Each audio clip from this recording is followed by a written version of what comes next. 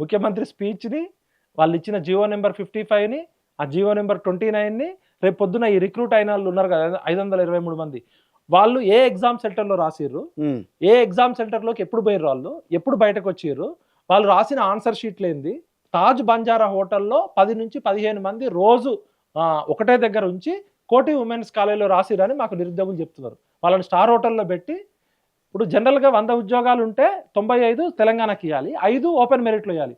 అట్లాంటిది చాలా మంది నాన్ లోకల్ కూడా రిజర్వేషన్ ఇచ్చారు. ఇప్పుడు నాన్ లోకల్ అంటే 500 ఉద్యోగాలు అంటే 25 ర్యాంక్ వరకు ఎవరికైనా ఇవ్వచ్చు. అది 5% ఓపెన్ కోటా. అది ఆంధ్ర వాళ్ళు రావచ్చు, పంజాబ్ వాళ్ళు రావచ్చు, ఎవరైనా.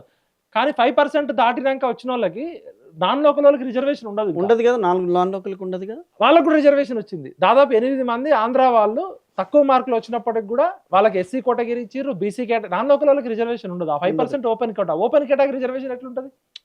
అక్కడేమో అట్లా చేసిర్రు, ఇక్కడేమో రూల్ ఆఫ్ రిజర్వేషన్కి విరుద్ధంగా 563 పోస్టులు, 562 పోస్టులు ఉంటే ఓపెన్ కేటగిరీలో 10% ఏమో ఈడబ్ల్యూఎస్.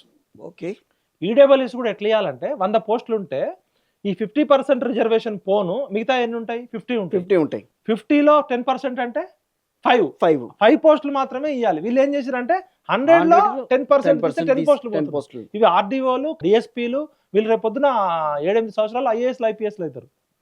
ఈడబ్ల్యూఎస్ కోటా కూడా మొత్తం 10%కి రిజర్వేషన్ ఏమని కాదు, మొత్తం అగ్రవర్ణ జనాభాలో పేదలు వాళ్ళు 8 lakhs 10 lakhs క్రిమిలేయర్ ఉంటది కదా, ఆ దానిలో 1% 2% ఉంటారు. మొత్తం అగ్రవర్ణ జనాభాలోనే తెలంగాణలో 10% ఉంటే 15% ఉంటే 15% ఉన్న జనాభాకి 10% రిజర్వేషన్ ఇస్తూ నువ్వు ఎట్లా న్యాయం చేస్తావు? మరి మొత్తం అగ్రవర్ణాల్లో 90% మంది పేదలు ఉన్నారా?